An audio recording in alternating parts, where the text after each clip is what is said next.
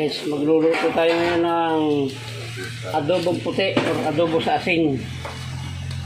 Asin lang po gagamitin natin dyan. Hindi natin lalagyan ng toyo. Yung ginamit kong baboy, hindi ito masyadong mataba. Kaya palalambutan muna natin siya bago natin gisa. Lagyan natin ang suka guys. Wala po itong toyo. Ganyan lang yan. Yan, papalambutan muna natin bago natin yan igigisa.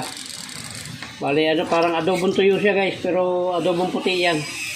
Yan, abang-abang lang po. Yan, wala siyang kasi ng taba guys. Lagyan natin ng konti at igigisa na natin ito. Yan, meron din naman, kaya lang kakaunti. Yan, tama na yan. Igigisa na natin hanggang sa pumula na siya.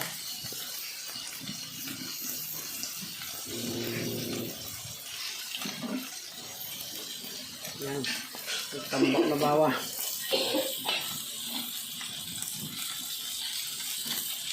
Sabayin natin guys, walang kagalit-galit yung kalan, malakas kasi yung hangin. Hahaluin naman natin ang hahaluin niya hanggang sa pumula.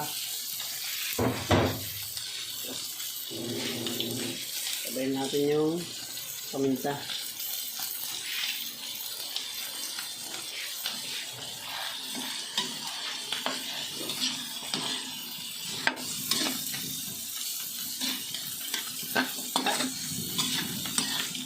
Saan tayong lalagay na rekado dyan guys, kahit yan na yan. Simpleng lang to, simpleng adobo sa asin o adobong puti.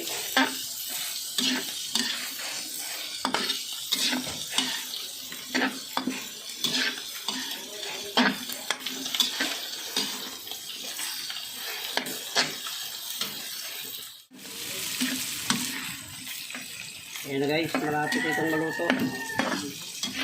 Nakita nyo naman kanina kung gaano karami yung tubig niya. Tapos nilagyan ko ng suka. Natuyo yung tubig bago natin nilagyan ng kaunting mantika. Bago natin pinapulang ganito. Masarap to guys. Mas masarap to guys yung original na adobo na may toyo. Mas masarap to.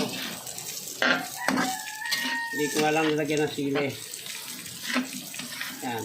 Hindi masyadong kakapulahin at pagka masyadong may luto na, gawa ng pinakulo ng matagal ko. Pagka masyado siyang mapula o masunog-sunog na siya ay makunat po. Lalo na ito, medyo may edad na yung baboy kaya medyo tama na yan. Lutong-luto naman na ito guys. Ayan, so ayan, muli po. Maraming salamat sa sumama hanggang sa dulo ng vlog na ito ng pagluluto ng adobo sa asin or adobong puti. Ayan. Thank you very much po sa inyo at hanggang dito lang po yung vlog natin. Mabuhay po kayo at mabuhay tayong lahat. Bye bye na po. Maraming salamat.